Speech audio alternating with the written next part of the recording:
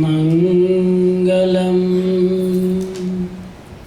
ભગવાન વીરો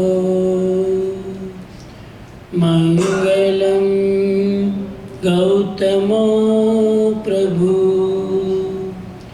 મંગલમ સ્થૂલિભદ્રાદ્યા જૈન ધર્મોસ્તુ મંગલમ ધ્યાનમૂલમ ગુરુમૂર્તિ પૂજામૂલમ ગુરુપદમ મંત્રમૂલમ ગુરુર્વાક્યમ મોક્ષમૂલમ ગુરુકૃપા.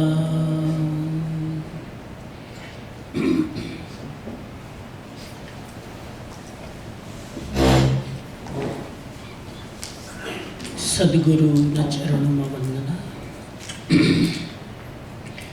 જિજ્ઞાસુ બંધુ બહેનો,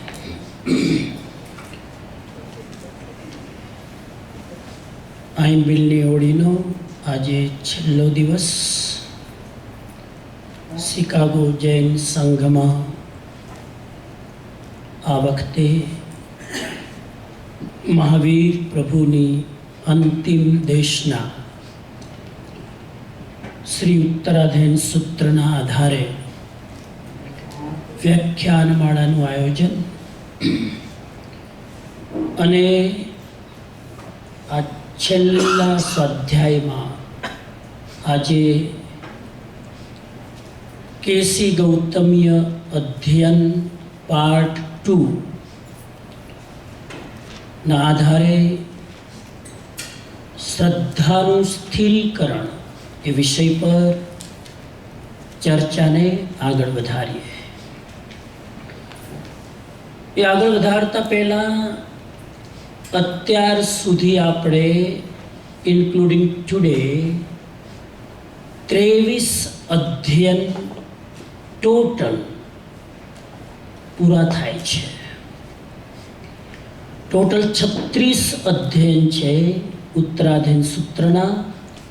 એમાંથી આજે 23મું અધ્યયન પૂરું થશે. એકવાર જરા 23ના નામ યાદ કરી લઈએ, ખબર પડે કેટલા યાદ છે. પહેલા અધ્યયનનું નામ વિનય શ્રુત. બીજા અધ્યયનનું નામ પરિશહ જય, એટલે કે પરિશહ ઉપર વિજય મેળવવો, પરિશહ જય. ત્રીજા અધ્યયનનું નામ ચતુરંગીય, જેમાં 4 અંગોની પ્રાપ્તિ દુર્લભ છે એની વાત આવે છે.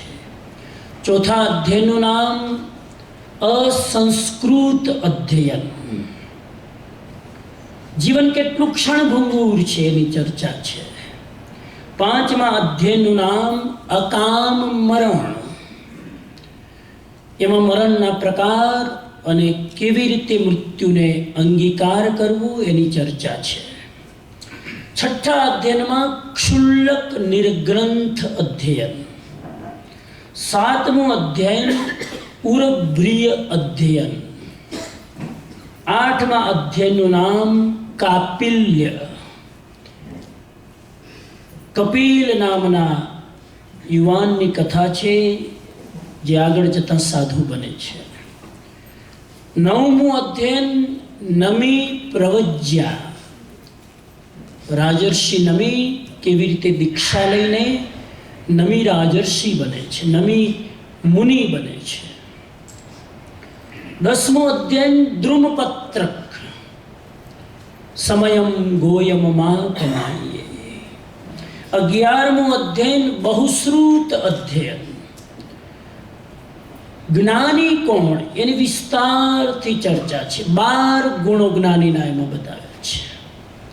12મું અધ્યયન જ્યારથી આપણે અહીંયા આઈમ્બિલની ઓળીમાં ચર્ચા ચાલુ કરી આ વખતે 12મા ચેપ્ટરથી એ 12મા અધ્યાયનું નામ હવે તો યાદ હોવા જોઈએ ને, હરિકેશીય અધ્યાય. 13મો ચિત્ત સંભૂતિ અધ્યાય. 14મો ઈશુકાર્ય અધ્યયન. 15મો સભિક્ષુ અધ્યયન. 16મો બ્રહ્મચર્ય સમાધિ અધ્યયન. 17મો પાપ શ્રમણીય અધ્યયન. પાપી સાધુ કોણ, સાધુ બન્યા પછી કોણ પાપાચરણ કરે છે. 18મું અધ્યયન સંજયીય અધ્યયન. 19મું મૃગાપુત્રીય અધ્યયન. 20મું મહાનિર્ગ્રંથીય અધ્યયન. યાદ આવે છે? મહાનિર્ગ્રંથ અનાથિ મુનિની કથા. 21મું સમુદ્રપાલીય અધ્યયન. સમુદ્રપાલ અનેક વ્યક્તિઓ સાથે દીક્ષા લે છે, એના મા બાપ, રાજા, રાણી. 22મું અધ્યયન રથનેમી અધ્યયન.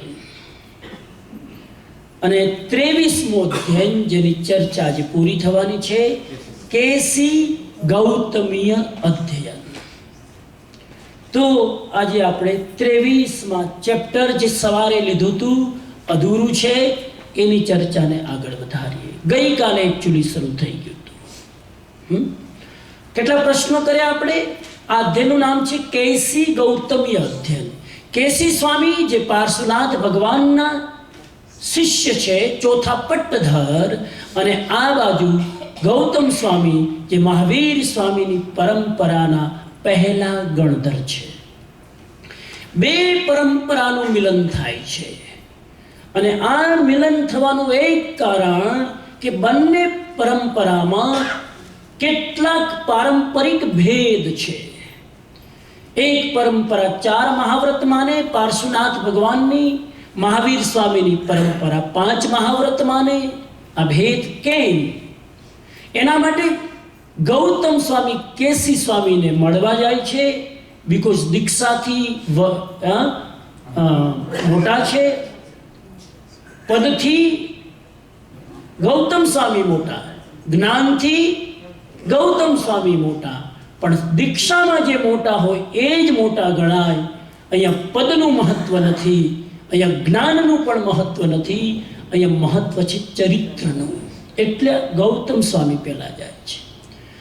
અને પરંપરાના જે ભેદ છે એના પ્રશ્નો પૂછે છે, વ્રતને લઈને, વસ્ત્રોને લઈને, ભાષાને લઈને એ પ્રશ્નો પૂછે છે, અને ગૌતમ સ્વામી એના જવાબ આપે છે. આ બંનેનું મળવાનું પ્રયોજન, બંને જ્ઞાની છે, એકને 3 જ્ઞાન છે, એકને 4 જ્ઞાન છે.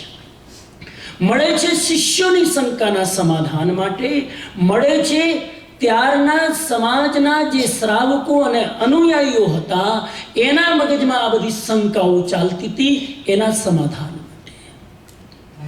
અને શંકાનું સમાધાન થઈ રહ્યા છે. એ 3 પ્રશ્નોના આપણે સમાધાન કર્યા. ત્યારબાદ બીજી એક ક્વેશ્ચન આન્સરની શૃંખલા ચાલે છે, જેમાં જીવ કેવી રીતે જીવનમાં આવતા અનેક પડાવોને ક્રોસ કરી શકે. કસાયોને લઈને કેટલાક પ્રશ્નો છે, જ્ઞાનને લઈને કેટલાક પ્રશ્નો છે, શત્રુઓને લઈને કેટલાક પ્રશ્નો છે, મનને લઈને કેટલાક પ્રશ્નો છે. એ બધા વિવિધ પ્રશ્નોની ચર્ચા થાય છે. તો આપણે થોડાક પ્રશ્નોની ચર્ચા કરી ચૂક્યા, જેના નામ ખાલી લઉં એટલે જે સવારે નહોતા આવ્યા લિંક કનેક્ટ કરી શકે. પહેલો પ્રશ્ન હતો વ્રત સંબંધી. પૂછે છે કેસી કુમાર ગૌતમ સ્વામીને કે તમારે ત્યાં 5 મહાવ્રત કેમ, અમારે તો 4 છે. એનો જવાબ આપે છે, જે ચર્ચા કરી ચૂક્યા. બીજો પ્રશ્ન પૂછે છે કે અમે તો ગમે તે કલરના કપડાં પહેરી શકીએ, વસ્ત્ર પહેરી શકીએ, તમે કેમ સફેદ વસ્ત્ર પહેરો છો? આ બીજો પ્રશ્ન પૂછે છે. ત્રીજો પ્રશ્ન પૂછે છે તમે શત્રુ કોને માનો છો અને તમે શત્રુઓ પર વિજય કેવી રીતે પ્રાપ્ત કર્યો? એ શત્રુ વિશેનો પ્રશ્ન છે. દુશ્મનો, તમે કોને માનો છો? ચોથો પ્રશ્ન છે, પાશ એટલે શું, બંધન એટલે શું, અને આ બંધન ઉપર તમે વિજય કેવી રીતે મેળવ્યો, એ આખી બંધનની ચર્ચા છે. અને ત્યારબાદ પાંચમો પ્રશ્ન છે, લતા એટલે શું? અને કહે છે કે તૃષ્ણા એ જ લતા છે જે હંમેશા વધતી જાય છે, વધતી જાય છે. એને મૂળથી ના કાપો તો એ શાખાઓના રૂપે આખો એરિયા ઘેરી લે. એ તૃષ્ણા ઉપર તમે કેવી રીતે વિજય મેળવ્યો છે? મેં વિસ્તારથી સવારે વાત કરી કે તૃષ્ણા એટલે શું, ક્રેવિંગ, અંગ્રેજીમાં કહેવાય ક્રેવિંગ. અને લોભ એટલે શું, ગ્રીડ. એ લોભ અને તૃષ્ણાનું શું કનેક્શન છે, વિસ્તારથી વાત કરી. ત્યારબાદ છઠ્ઠો પ્રશ્ન પૂછે છે, અગ્નિ એટલે શું, અને આ અગ્નિ ઉપર તમે કેવી રીતે વિજય મેળવો છો? તો જવાબ આપે છે, કષાય અગ્નિ છે, અને એ કષાય ઉપર હું કેવી રીતે વિજય મેળવું છું એની વાત કરે છે. સાતમા પ્રશ્નથી આજે આપણે શરૂ કરીએ. કોઈ પણ કારણે આજે 12 તો પૂરા કરવા જ પડશે, કેમ કે કાલે કોણ આવશે? હું જ નહીં હોઉં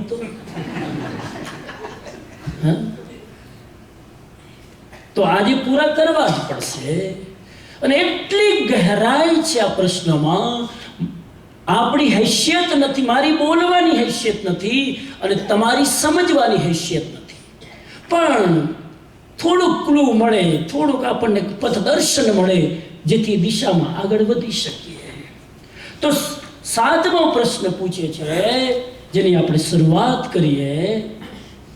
5 શ્લોકમાં એક પ્રશ્નની ચર્ચા ચાલે છે. પેલા કહે છે કે તમે મારી શંકાનું નિરાકરણ કર્યું, આપ પ્રજ્ઞાવાન છો. કેટલા વિનયથી કહે છે, હું આપને નમસ્કાર કરું છું, હજુ મારી એક શંકા છે, આપને જો વાંધો ન હોય તો હું પૂછવાની અનુમતિ લઉં છું. વિવેક કેટલું સાહેબ! અને એ પ્રશ્ન છે, આ સાહસિક, ભયંકર, દુષ્ટ અશ્વ દોડી રહ્યો છે. એક ઘોડો છે, અશ્વ એટલે ઘોડો. એ ઘોડો કેવો છે? સાહસિક, ભયંકર અને દુષ્ટ. હે ગૌતમ સ્વામી, તમે તેના પર સવાર થયા છો, અને ગૌતમ સ્વામી એ ઘોડા ઉપર બેઠા છે, અને પૂછે છે કે એ તમને ઉન્માર્ગમાં કેમ નથી લઈ જતો, ખોટા માર્ગે કેમ નથી લઈ જતો? આ પ્રશ્ન પૂછે છે. ત્યારે જવાબ આપે છે, પહેલા વાંચી લો પછી વિવેચન કરો. જવાબ આપે છે, મેં તેને સૂતની લગામ વડે બાંધી લીધો છે. ઘોડા ઉપર શું હોય? લગામ હોય તો ઘોડો કંટ્રોલમાં રહે. તો કહે છે કે શ્રુતની લગામથી મેં આ ઘોડાને કંટ્રોલ કર્યો છે. એ જ્યારે ઉન્માર્ગ તરફ દોડે છે ત્યારે હું તેને લગામ ખેંચીને અટકાવી દઉં છું. એટલા માટે મારો ઘોડો ઉન્માર્ગે જતો નથી, માર્ગમાં જ ચાલે છે. આ વર્ડ ટુ વર્ડ ટ્રાન્સલેશન છે આમાં. હવે પ્રશ્ન થાય કે તમે કયા ઘોડાની વાત કરો છો? એટલે અહીંયા આગળ જવાબ આપે છે, અશ્વ તમે કોને કહો છો? અને કેશીએ જ્યારે ગૌતમ સ્વામીને આ પ્રશ્ન પૂછ્યો ત્યારે ગૌતમ સ્વામી આ પ્રમાણે બોલ્યા, આ જે સાહસિક, ભયંકર અને દુષ્ટ ઘોડો જે દોડી રહ્યો છે એનું નામ છે મન. એનું નામ તમારો જ નથી દોડતું ને અત્યારે અહીંયા બેઠા બેઠા વ્યાખ્યાન સાંભળતા દોડે, અને વ્યાખ્યાન આપનારનું જો દોડે તો શું હાલત થાય? તો પછી હું જ બધું બાફવા લાગુ. કેટલી મોટી મર્યાદા. સાંભળવા વાળાનું દોડે તો વાંધો નહીં, બોલવા વાળાનું દોડવું જોઈએ, નહીં તો ચૂકી જાય. આ ઘોડો જે સાહસિક, ભયંકર અને દુષ્ટ, 3 વિશેષણ આપ્યા જેની વાત કરું છું, સાહસિક, ભયંકર અને દુષ્ટ છે, એ મન છે, તેને હું બરાબર પોતાને આધીન રાખું છું, એને હું મારા કંટ્રોલમાં રાખું છું. That horse is dependent on me, એને મારે કંટ્રોલમાં રાખું છું. અને ધર્મ શિક્ષા વડે તે ઉત્તમ જાતિનો ઘોડો બની ગયો છે. અને હું એને ચાબુકથી બરાબર કંટ્રોલમાં રાખું છું. કયો ચાબુક? ધર્મ શિક્ષા રૂપી ચાબુકથી હું એને કંટ્રોલમાં રાખું છું. તો ટૂંકમાં આ જે ક્વેશ્ચન છે એ આખો મન માટે છે. શેના માટે છે? થોડીક વાત કરું, કેમ કે 12 પ્રશ્નો કવર કરવાના છે, 7 થી 12. તો પહેલી વાત, ઘોડાને શેની ઉપમા આપી? મનને શેની ઉપમા આપી? ઘોડાની. અહીંયા બાકી મન ઉપર તો કેટલા લોકોએ કેટલી ઉપમા આપી. લોટ ઓફ પીપલ સે mind is a monkey, mind is A monkey. અને વાંદરો જેમ ક્યારેક ઠેકાણે ન બેસે, એમાં મન ક્યારેક ઠેકાણે ન બેસે. વાંદરો જો ક્યારેક ચૂપચાપ ઝાડ ઉપર સીધો બેઠો હોય ને, હાલ્યા વગર, એ પણ એની ચંચળતા છે. એ સ્થિર બેસવું પણ એની હરકત છે. વાંદરો સ્થિર બેસે જ નહીં, એને વાંદરો કહેવાય. એમ જે સ્થિર ન રહે એને મન કહેવાય. તો ઘણા લોકોએ હાથીની ઉપમા આપી, મદોન્મત હાથી. ગીતામાં પણ બહુ જ મન માટે કેટલી બધી ઉપમાઓ આપવામાં આવી. અને ઘોડો કેવો છે? સાહસિક. કેવો છે? સાહસિક. શું કામ સાહસિક છે? વાયુ વેગે દોડે છે. એની ગતિ કેટલી તેજ! ઘોડા જેવી ગતિ બહુ જ ઓછા પશુઓની છે. એટલા માટે એ અનલિમિટેડલી ભાગે છે, એટલે સાહસિક છે. બહુ જ એનામાં સાહસ છે. અને કેવો છે? દુષ્ટ. દુષ્ટ એટલે ભરોસો કરવા યોગ્ય નથી. આ ઘોડો એવો છે ને, ગમે ત્યારે પછાડ, ગમે ત્યારે ગુલાટ ખાય. આ મન પણ કેવું છે?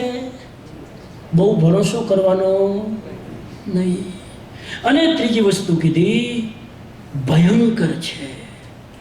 ભયંકર છે એટલે ઉપર જે બેઠેલો છે એ જો નિયંત્રણ ન કરી શકે, લગામને બરાબર પકડી ન શકે, તો આ ઘોડો એટલો ભયંકર છે કે તમને ભય પેદા કરે. જે ભય પેદા કરે એનું નામ ભયંકર. એવા ઘોડા ઉપર તમે કેવી રીતે બેઠા છો અને કેવી રીતે કંટ્રોલ કરો છે. એ ઘોડાને કંટ્રોલ કરવાની એક જ ચાવી છે, લગામને હાથમાં રાખો તો ઘોડો કંટ્રોલમાં આવી જાય. લોકો રાખે છે ને ઘોડાને, ઘોડાની રેસ ચાલે અને કેટલો કંટ્રોલ હોય, એના ઈશારા ઉપર ચાલતો હોય, ચાબુકના ઈશારા ઉપર ચાલતો હોય. ભગવાન બુદ્ધે પણ બહુ ઘોડાની વાતો કરી. ભગવાન બુદ્ધ એ કહેતા હતા કે 4 પ્રકારના ઘોડા હોય. કેટલા? 4. એક ઘોડો એવો હોય, એક ઘોડો એવો હોય કે તમે ગમે એટલા ચાબુક મારો ને હાલે જ નહીં. ગમે એટલા ચાબુક મારો, ટસતી મસ ન થાય સાહેબ. ચાબુક ખાના મંજૂર, લેકિન હમ હિલને વાલે. આ એક ઘોડો. પછી સીધા ઘોડાની વાત તમારા ઉપર નાખશે. જો હમણાં મારો બેન બુદ્ધના ઘોડા સાથે હું લેવા દેવા? એને તો માણસો સાથે લેવા દેવા છે. બીજો ઘોડો એવો છે કે એકવાર ચાબુક મારો ને એટલે 10 કદમ હાલે, ફરી બાજુ ઉભો રહી જાય. ફરી બાજુ હલાવવા માટે બીજો ચાબુક મારો એટલે થોડુંક હાલે, ફરી બાજુ પેલી અસર ઓછી થાય ને એટલે ફરી ઠંડો થઈ જાય. ફરી ત્રીજો માર. એને ચલાવવા માટે વારંવાર ચાબુક મારવો પડે. ત્રીજો ઘોડો એવો છે, એક ચાબુક મારો મંજિલ સુધી પહોંચાડી દે. અને ચોથો ઘોડો એવો છે, એને ચાબુક મારવાની જરૂર નથી, ખાલી એની પેલા ચાબુકનો શેડો વધાવી દો અને ઘોડો ભાગે. જે જાતિમાન ઘોડો કહેવાય. અહીં શબ્દ છે જાતિવાન ઘોડો. ઈશારાથી જે ચાલે એને જાતિમાન ઘોડો કહેવાય. માણસો પણ 4 પ્રકારના હોય. પેલા માણસો એવા હોય, એને તમે ગમે એટલું કયો, ગમે એટલું કયો, હલે જ નહીં ત્યાંથી. અડિયલ, એનું નામ આપ્યું અડિયલ ઘોડો. ટસતી મસ્ત થાય. તમે તારે બોલો, અમે એવા ને એવા. ગમે એટલું કયો ને તમે. કાલે મેં કેટલું કીધું તમને, અને તોય બધા હસતા હતા સાંભળે. આપણને ત્યાં કોઈ અસર થાય છે કે નહીં? એક બે બેનને કોઈ પૂછે તમે આટલું હું તમને કડવું બોલું તોય હસતા હસતા આપણે તો કે સ્વામીજી બોલો ને તમારું કડવું લાગતું જ નથી. મેં કેમ? તો કે આના કરતાં કડવું અમે ઘરે સાંભળીએ છીએ. આના કરતાં તો અમે ટેવાઈ ગયા છીએ. આ અડિયલ ઘોડા તસ્તી મસ્ત ન થાય સાહેબ. ચાબુક ખાવો મંજૂર, ગમે એટલું બોલો ને સાહેબ, હસીને ખાઈ લે ચાબુક, હલે નહીં. બીજા ઘોડા થોડોક ચાબુક મારો જરાક હાલે. આપણે ધ્યાન કરો ને કેટલું સરસ. 2 દિવસ કરે પછી હતા ત્યાં ત્યાં. આપણે વ્યાખ્યાનમાં આવો 2 દિવસ દેખાય, ત્રીજા દિવસે ગાયબ. અને જરાક ચાબુક મારો, થોડો હલ્યો, પાછું ધ્યાને ત્યાં. ત્રીજો એવો છે કે એક ચાબુક મારો એટલે મંજિલે પણ ચાબુક મારવો પડે. આ પ્રદીપભાઈ એક ચાબુક માર્યો, 9 આંબીલ થઈ ગયા. અહીંયા જેટલા આંબીલ કર્યા છે 9 ઈશારો જરાક કર્યો સાહેબ, 9 આંબીલ. આ જરાક ખાલી ઈશારો, આ ચાબુક જરાક માર્યો, પહોંચી ગયા. ત્રીજા નંબરમાં આવે. હા. અને ચોથા એવા છે કે ચાબુક મારવા ન પડે સાહેબ, ઈશારામાં સમજી જાય આંબીલની હોળી આવી છે. અને સમણજી 2 પ્રવચન આપે રોજના, તોય આંબીલની હોળી કરે. આટલા લોકો શ્રાવકો ભાવના ભાવે ઘરે, તોય સાહેબ નહીં 9 દિવસ કંઈ નહીં. અને અમે ઈશારાથી જો સમજીને તમે કરી નાખો ને, બોલવાની જરૂર ન પડે. આને કહેવાય ચોથા નંબરના જાતિમાન શ્રાવકો, ઈશારાથી સમજી જાય. ગૌતમ સ્વામી કયા ઘોડા હતા? પછી એ ના પૂછતા. ઘણા તો આ 4માય નંબર કે ઘોડા હોય જ નહીં, એ બીજું હોય, મારું નામ નથી લેવું. એને તો વાત જ જવા દો. પણ ગૌતમ સ્વામી કોણ હતા? ઈશારામાં સમજી જાય સાહેબ. બોલવું ન પડે મહાવીર સ્વામીને. અને ગૌતમ સ્વામીની બેસવાની મુદ્રા તમે જો, જ્યારે મહાવીરની દેશના સાંભળે ને, ત્યારે આપણે જેમાં નમુથુણુમાં બેસીએ ને, એ જ આસનમાં બેસી સાંભળતા હતા. એ જ નમુથુણુની મુદ્રામાં હાથ આમ કરી અને ચાતક દ્રષ્ટિ રાખી અને ભગવાનની એક વાણી પીતા હતા. ઈશારામાં સમજી જાય. અને લેક્ચર સાંભળે ત્યારે ગૌતમ સ્વામી એમ ન વિચારે કે આ તો પબ્લિક માટે છે. ભલે પબ્લિક માટે હોય, આ ઉપદેશ મારા માટે છે. આપણે સાંભળી ત્યારે શું વિચારીએ? ઓહો, આજે મારા હસબન્ડ આયા ની ડિટ્ટો એના પર હતું. આજે ચૂક્યા તમે સાહેબ, ચૂક્યા તમે. આ સાંભળવું પણ કેવી રીતે શીખવું જોઈએ? તો એ ઘોડા ઉપર તમે કેવી રીતે નિયંત્રણ કર્યું છે? શ્રુતની લગામ વડે. કઈ લગામ? શ્રુત, જ્ઞાનની લગામ. જેનું પણ મન ચંચળ હોય, ચાવી પકડી લેજો. હું ડાયલ્યુટ કરીને કહું છું, શ્રુતની લગામ એટલે શું? શ્રુતની લગામ એટલે જેનું મન બહુ વિહવળ હોય, વાંચના એક પુસ્તકનું 2 પાના વાંચો. વાંચીને કંઈ ન સમજાય તો કોઈ ડિગ્નિટરી આવે એની પાસે બેસીને પૂછો, પૂછના.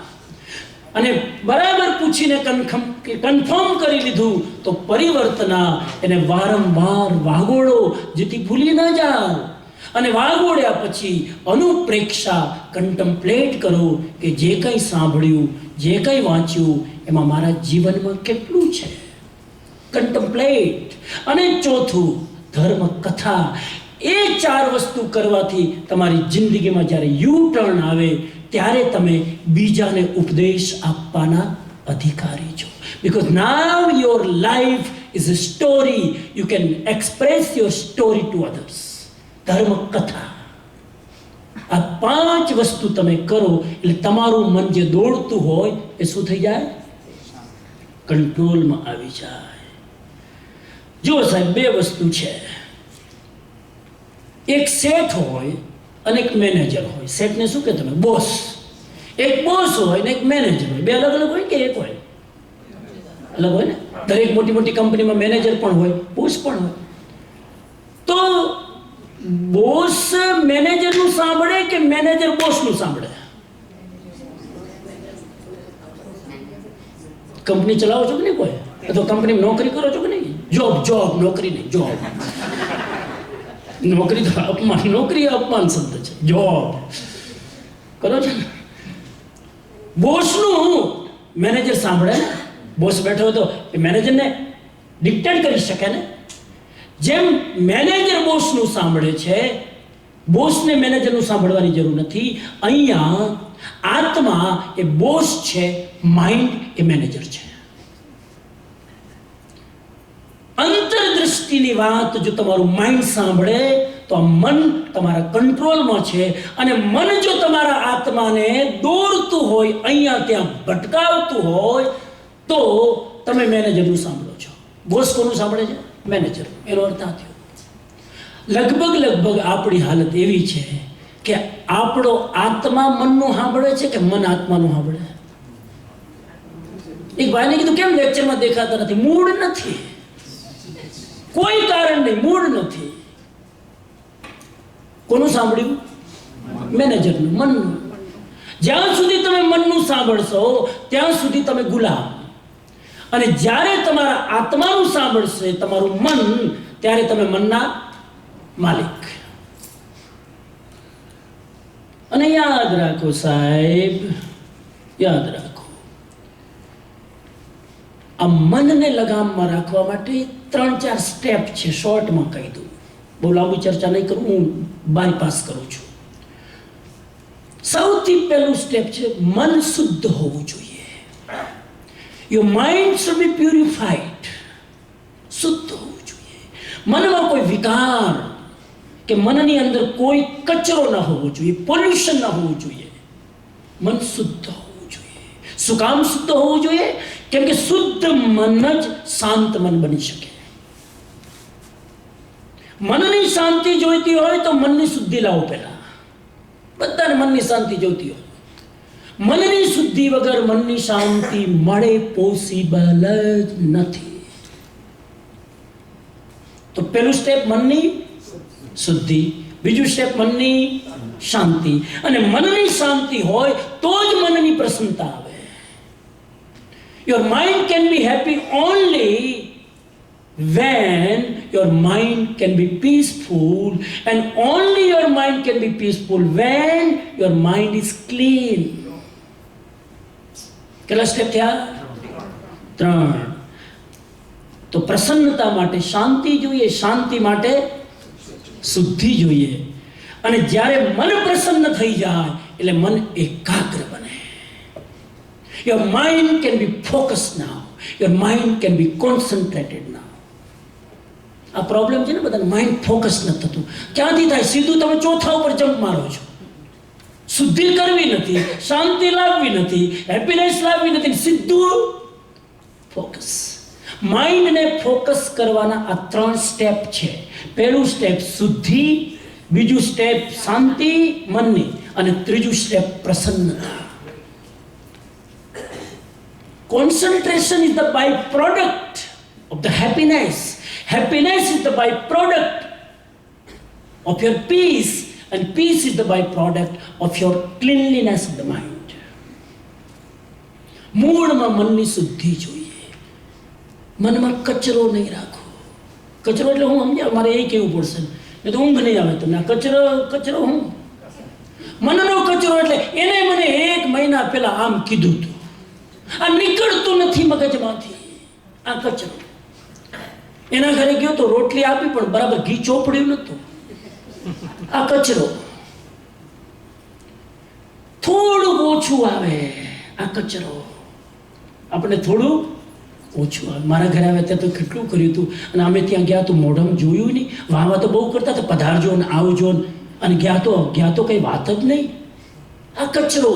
આ અશાંત મનને કરે છે, અને મન અશાંત થાય એટલે હેપી ક્યારે રહી શકે? તો ઉપરથી બતાવી શકો સ્માઇલિંગ, ખબર જ પડી જાય સમજદારને કે આ ઉપરનું પ્લાસ્ટિક ફેસ છે. અને એ આવે એટલે એકાગ્ર ચિત્ત થાવ તમે, એકાગ્ર મન આવે. તો મન માટે અત્યારે આટલું જ વાત કરું. ઘણી બધી વાતો છે પણ હું જાણી જોઈને બાયપાસ કરું છું. આગળ ક્વેશ્ચન નંબર 8. આ સમજાઈ ગયો ને ક્વેશ્ચન? ભયંકર શા માટે કીધું? મનને દુષ્ટ કેમ કીધું? વિશ્વાસ કરવા યોગ્ય નથી. તમને તમારા માઇન્ડનો ભરોસો નથી. શું કરી બેસે? આજે જે તમારું માઇન્ડ કહે છે ને, કાલે એ જ માઇન્ડ તમારું વિપરીત કહેશે. Don't trust your mind, trust your being, trust your inner consciousness. આગળનો પ્રશ્ન છે 8મો. લોકમાં કુમાર્ગ ઘણા છે. કયા માર્ગ ઘણા છે? કુમાર્ગ એટલે ખરાબ માર્ગો, વિકૃત માર્ગો ઘણા છે. તેના પર ચાલનારા લોકો ભૂલા પડે છે. ખોટા માર્ગે ચાલે ભૂલા જ પડે ને. હે ગૌતમ સ્વામી, માર્ગમાં ચાલતા તમે કેમ ભૂલા પડતા નથી? કેટલા સિમ્પલ પ્રશ્નો હે. તમે કેમ ભૂલા નથી પડતા? તમે સીધા સન્માર્ગે ચાલો છો. જવાબ આપે છે, જે માર્ગમાં ચાલે છે અને જે ઉન્માર્ગમાં ચાલે છે તે બધું જ મને ખબર છે. એટલે કે ખોટા માર્ગો કયા છે અને સાચા માર્ગો કયા છે, મને બંને માર્ગોનું જ્ઞાન છે. દીક્ષા લીધી એના પહેલા કયા માર્ગે ચાલતા હતા? ખાલી રેફરન્સ આપું, નહીં તો કહેશે કે ખોટા માર્ગે એટલે શું? દીક્ષા લીધા પહેલા મિથ્યાત્વ પાડતા હતા. યજ્ઞ કરવાથી મોક્ષ મળે ને, આ કરવાથી સ્વર્ગ મળે ને, આમ કરવાથી આમ મળે ને. આ કયા માર્ગો હતા? મિથ્યાત્વની પ્રવૃત્તિઓ કરતા હતા. એટલે એ કહે છે કે મને ખોટા માર્ગની પણ ખબર છે અને દીક્ષા લીધા પછી મહાવીરનું પડખું સેવ્યા પછી મને સાચા માર્ગની પણ ખબર છે. એ બંને માર્ગોની ખબર હોય એટલે હે મુનિ, એટલા માટે હું ભૂલો પડતો નથી. તમારે ટેમ્પલમાં આવવું હોય ને રસ્તો ખબર હોય તો ભૂલા પડે, અને રસ્તો ખબર ન હોય તો યુ ટર્ન લીધા કરો, પહોંચો જ નહીં સાહેબ. માર્ગ ગૌતમ સ્વામી કહે છે મને બંને માર્ગની ખબર છે. મહાવીરનો માર્ગ પણ મને ખબર છે અને મારો મિથ્યાત્વનો માર્ગ, અજ્ઞાનમાં હું અધર્મને ધર્મ માનતો હતો, હિંસાને અહિંસા માનતો હતો, એ પણ મેં માર્ગ જોયો છે. એટલે હું ભૂલો નથી પડતો, બરાબર ટ્રેક ઉપર ચાલું છું. આપણે કેમ ભટકી જઈએ છીએ માર્ગથી? ક્યારેક આ કરીએ ને ક્યારેક આ કરીએ ને ક્યારેક આ કરીએ ને. જોજો કેટલાય લોકો કેટલા પરિવર્તનો કર્યા કરે. શું કામ? સાચા માર્ગની ખબર નથી. હવે એ પૂછે છે કે ભાઈ તમે કયા માર્ગની વાત કરો છો? પૂછે છે માર્ગ કોને કહેવામાં આવે છે? અને કેસી સ્વામી જ્યારે પ્રશ્ન પૂછે છે ત્યારે ગૌતમ સ્વામી આ પ્રમાણે બોલ્યા, જે કુપ્રવચનના દાર્શનિકો છે તેઓ બધા જ ઉન્માર્ગ તરફ જઈ રહ્યા છે.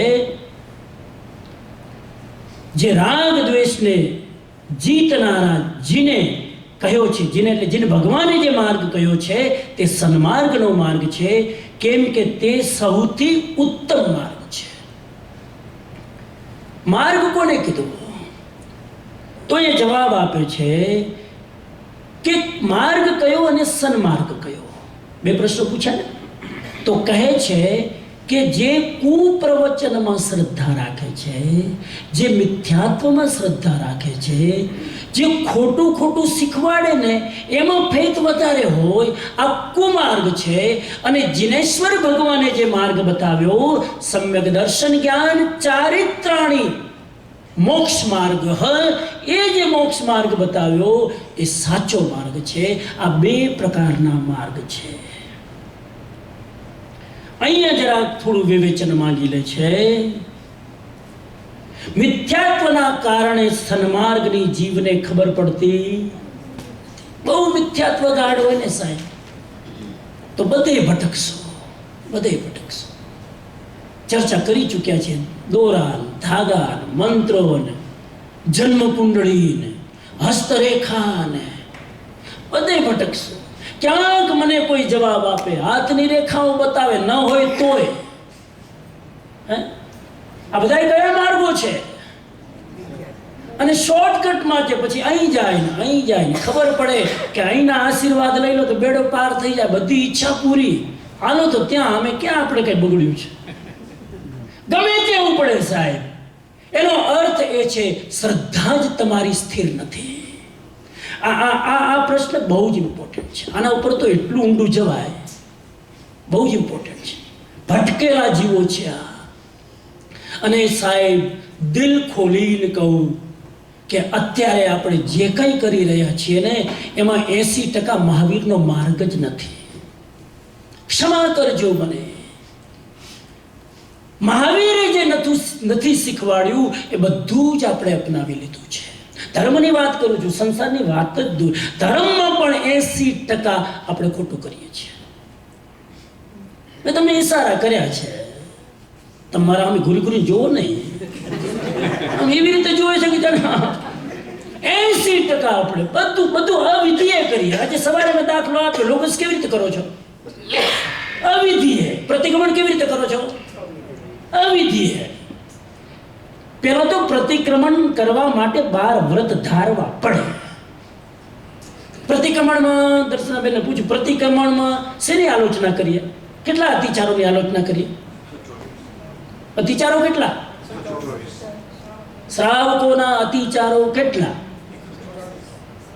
જે પ્રતિક્રમણમાં આલોડા લઈએ છે 99 અતિચાર. તમારે 114 હશે, ખબર થોડી અમાન્ય ભેદ. તો 99 અતિચાર એક પરંપરામાં જે હોય છે, એ અતિચારોની આલોચના કરીએ છીએ. એ અતિચારો બધા જ 12 વ્રતના. શેના વ્રતના અતિચારો છે? એટલે કે 12 વ્રત જે મેં લીધા એમાં ભંગ થયો હોય તો મિચ્છામી. પણ હું તમને પૂછું, મૂળમાં 12 વ્રત કોણે લીધા? હા, લીધા હશે તમારા જેવા તો સારા. કેટલા લોકો હાથ ઉપર કરો? મારે અત્યારે જ કન્ફર્મ કરવું છે, તમે બોલો માની ના લો. કેટલા લોકોએ 12 વ્રત ધારે? હાથ ઉપર કરો. જો આ જુઓ, અને બધાએ પહોંચશે પાખીનું પ્રતિક્રમણ કરવા. આ દોષ લાગ્યો. પણ દોષ જ લાગેલા છે. કપડા જ આખું તમારું દાગવાળું છે. શું તમે આલોચના કરો છો? પ્રતિક્રમણ કરવાનો અધિકાર. હું ખાલી ઈશારો કરું છું કે આપણે ખોટા માર્ગે છીએ. 12 વ્રત લીધા ના હોય આલોચના છે નહીં. દોષ લાગ્યો જ નથી, કેમ કે દોષી જ છો. વ્રત લે તો દોષ તૂટે ને.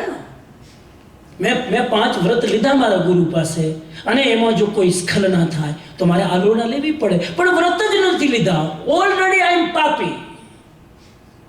ઈશારો સમજજો. હું એમ નથી કીધું પ્રતિક્રમણ ન કરો, આ પર્યુષણમાં તકલીફ થશે પછી. પ્રતિક્રમણ કરો, તમારો સ્વાધ્યાય થઈ જશે. હું તો સ્વાધ્યાયથી વિશેષ માનતો જ નથી. તમારું પ્રતિક્રમણ 12 વ્રત જેને નથી એ જે કરે છે સ્વાધ્યાય થાય, સારું લાગે, અને મનને ખોટી તસલ્લી મળે કે મારા પાપ બધા ધોવાઈ ગયા. ખોટી તસલ્લી મળે. એમ પાપ જો ધોવાતા હોય 2 કલાક અહીં બેસીને તો બહુ સારું. આખું વર્ષ કરો પાપ ને, અહીંયા 2 કલાક ધોઈ નાખો. તો પેલા ગંગાના જળમાં જઈને પેલા નાય શું કરે? પાપ ધોઈ નાખે. એક ડૂબકી મારે એટલે પાપ ધોઈ નાખે. હું ઘણી વાર કહું કે ડૂબકી મારી ત્યાં સુધી કદાચ ધોવાઈ જાય, પાછું બહાર નીકળીશ ને ચોટશે. કેમ કે પાપ તમે બહાર ઉતારીને આવે ને અંદર. જ્યાં તમારા કપડાં મૂક્યા છે ત્યાં તમારા પાપ છે. જેવા કપડાં પહેરશો પાછા ચોટ્યા. અને હું હંમેશા લોજિકલી કહું છું, પાપ આપણે કરીએ, ગંગા ધોવે, ચલો ગંગા ધોવે, પણ ગંગા કોને ધોવે? જ્યાં સુધી ગંગાને તમે એન્ટ્રી કરવા દો ત્યાં સુધી ધોવે. ગંગા તમારા શરીરમાં ક્યાં સુધી એન્ટ્રી કરે? ચામડીથી અંદર એન્ટ્રી કરે તો ચામડીને સાફ કરે. પાપ ક્યાં છે? આત્મામાં. તો ગંગાને પાણીને આત્મામાં લઈ જાઓ, એને જરાક થોડુંક અંદર લઈ જઈને બ્રશ માર જાય અંદર. How can it possible? અને એવી રીતે પ્રતિક્રમણ પણ ખાલી શબ્દોથી બોલી લીધું અને અંદર ન ગયું, તમારા ભાવને ટચ ન કરે અને દુર્ભાવોને ટચ ન કરે તો શુદ્ધિ નથી થતી. અને એમાં પછી કેટલાય બીજા આડંબરો આવ્યા, કેટલી વિધિઓ વધી ગઈ. ઓહો, આપણે ધર્મથી બહુ દૂર. મારી જવાબદારી છે સાહેબ, એટલે બોલું છું. ધર્મના નામે આપણે ધર્મથી દૂર જઈએ છીએ. યાદ કરો, થોડુંક રિસર્ચ કરો સાહેબ, તમે બધા ઇન્ટેલિજન્ટ છો. રિસર્ચ કરો. આજથી 100 વર્ષ પહેલા પૂજાની વિધિઓ શું હતી? રિસર્ચ કરો. આ પ્રદીપભાઈ જેવા વિદ્વાન અહીં બેઠા છે, રિસર્ચ કરો. 100 વર્ષ પહેલા વિધિઓ શું હતી? અને આજ 100 વર્ષમાં કેટલું બધું પરિવર્તન આવ્યા. કોણ લાવ્યું?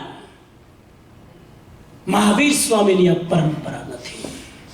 શાસ્ત્રોક્ત વિધિ થી તમે કરો એ જ જીન માર્ગ છે. અહીંયા લખ્યું છે, જીનેશ્વર ભગવાને જે માર્ગ કહ્યો છે એ જ સન્માર્ગ છે, બાકી નહીં. I stress this point.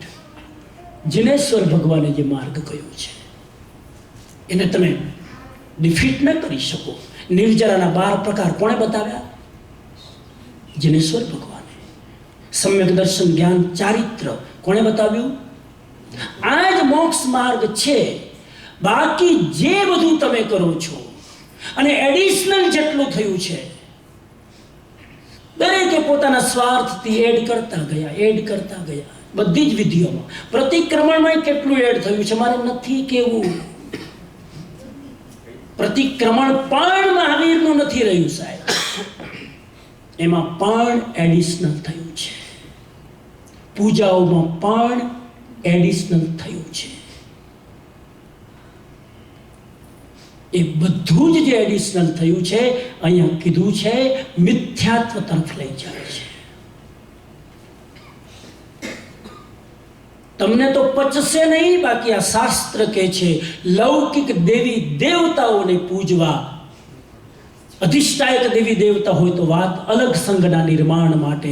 બાકી મિથ્યાત્વી દેવી દેવતાને પૂજવા પણ મિથ્યાત્વ છે. કરો લૌકિક મિથ્યાત્વ અને લોકોત્તર મિથ્યાત્વ ખબર છે ને બધી? બાકી ન સમજાય તો આ પૂછી લેજો સાહેબ, આ બે ધુરંધર બેઠા છે, પૂછી લેજો. લૌકિક મિથ્યાત્વ અને લોકોત્તર મિથ્યાત્વ. દેવતા મનુષ્ય બનવા ઈચ્છે છે અને આપણે કોની પાછળ દોડીએ છીએ? દેવી દેવતાઓ પાછળ. અને દેવી દેવતાઓ પાસે શું માંગીએ છીએ? અંતરાય ના આવે, વિઘ્નો ના આવે, આ ના આવે, આ ના આવે. કેમ? કર્મ સાથે લડી શકતા નથી આપણે, સંભાવ નથી રાખી શકતા આપણે, અને આ બધું માંગીએ છીએ ભિખારીની જેમ. કેમ? એટલે અહીંયા કીધું છે આ સૂત્ર બહુ જ ઇમ્પોર્ટન્ટ છે. જે કુપ્રવચનના દાર્શનિકો છે, આ શબ્દ જ ખતરનાક છે. કુપ્રવચન એટલે જે ખોટા પ્રવચનો આપે છે, મિથ્યાત્વીના પ્રવચન છે. હું દેવી દેવતા વિશે બોલું તો એટલી મજા આવે, હું 2 કલાક બોલું દેવી દેવતાના વિશે, બહુ રસ પડશે. પણ મિથ્યાત્વનો માર્ગ છે, એ રસ્તે ન જાઓ.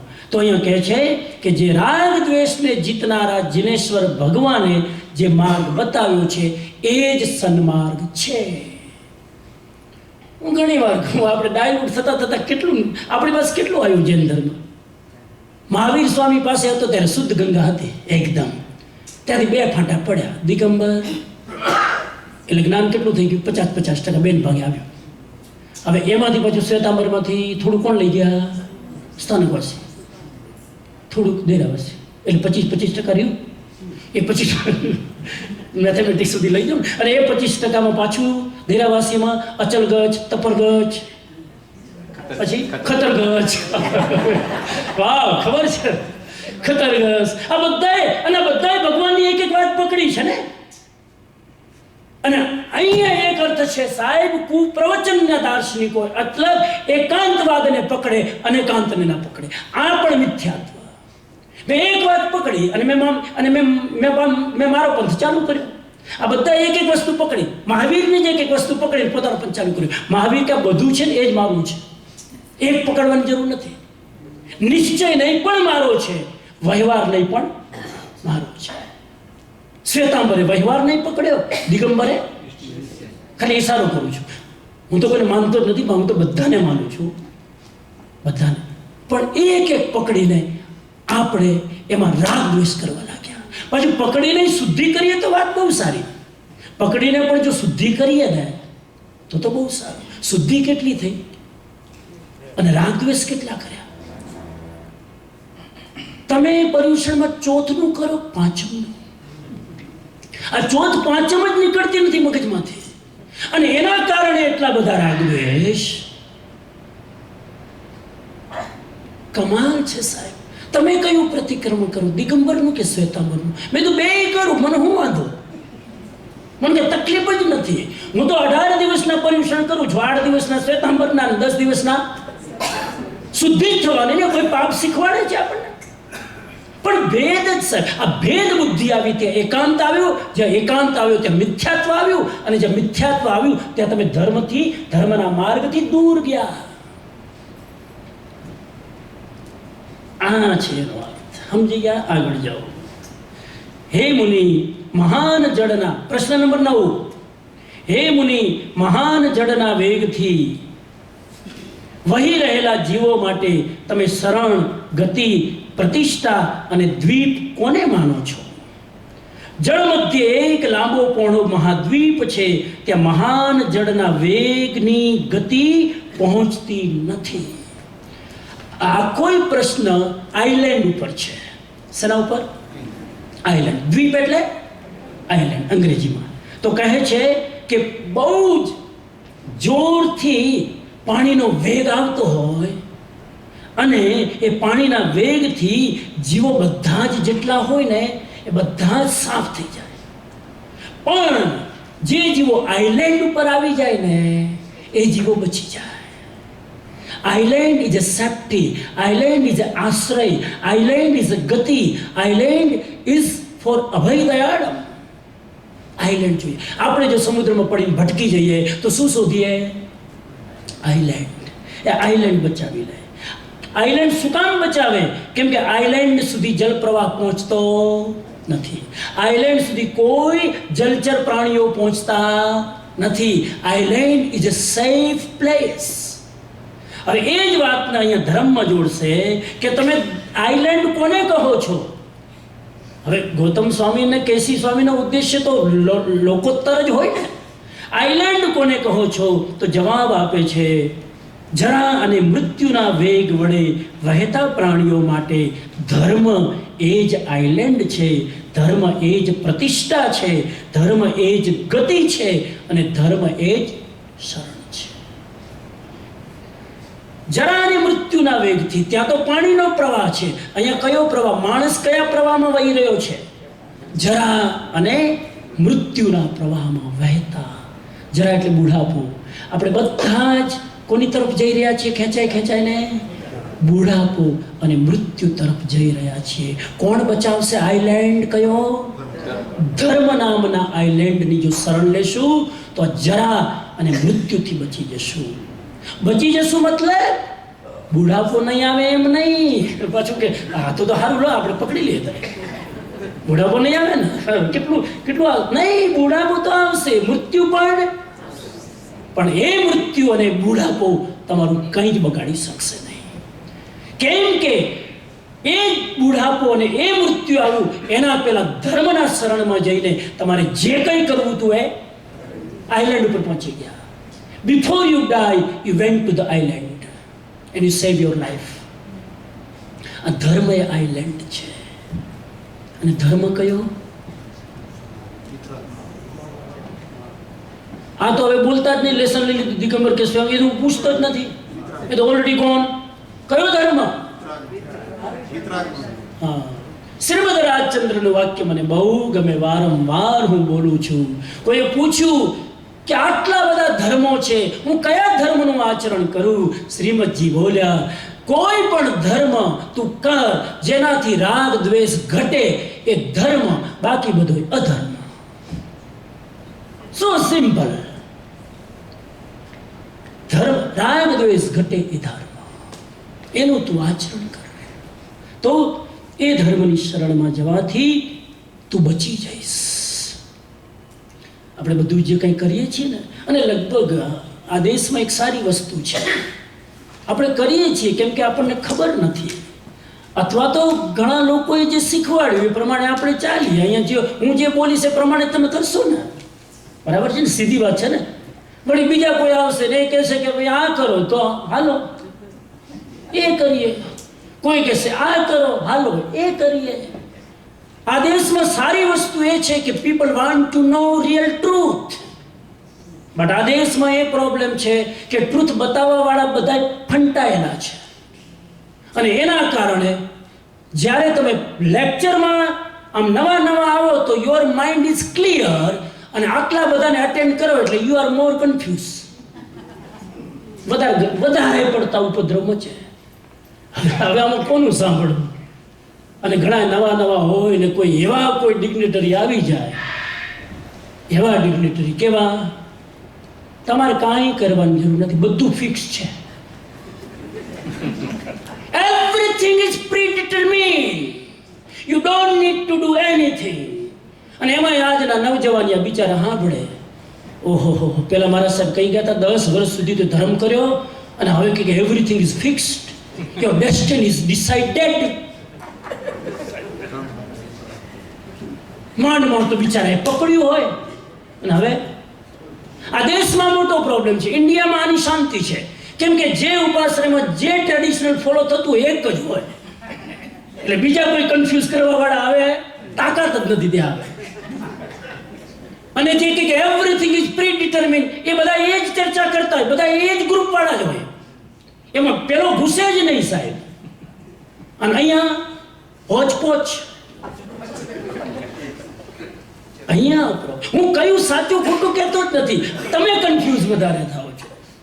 એક માર્ગ પર ચાલો, એટલે એ કીધું કુમાર્ગથી બચો. તમે જે માર્ગ પકડો અને તમને લાગે કે આ મને પહોંચાડે છે, આનાથી મારી શુદ્ધિ થાય છે, આનાથી મારી પ્રસન્નતા વધે છે, આનાથી મને રીત, અને તમે અનુભવ કરો, કોઈને પૂછવાની જરૂર શું છે? તમે જે કરો એનાથી તમને રિયલમાં લાગતું હોય કે નહીં હું એલિવેટેડ થાઉં છું, એ માર્ગ પકડી લો. કોને શું કામ પૂછો સાહેબ? હું જેટલું આચરણ, જેટલી મારી ક્ષમતા છે હું કરું છું, મને લાગે છે કે આઈ એમ એલિવેટેડ. મારે કુતૂહલતા પણ નથી જોઈતી કે બીજા શું કરે છે. આઈ ડોન્ટ વોન્ટ ટુ નો. અહીંયા એક બીજો પ્રોબ્લેમ, એક્સપોઝ તો થવું જોઈએ ને. બધાથી એક્સપોઝ તો થવું જોઈએ ને. આ બહુ એક્સપોઝ થવા જશો ને ખલાસ. એક તો જિંદગી ટૂંકી, 80 વર્ષનું આયુષ્ય, એમાં બધા દરવાજે ટ્રાય કરવા જશો ને સાહેબ, એમને રહી જશો.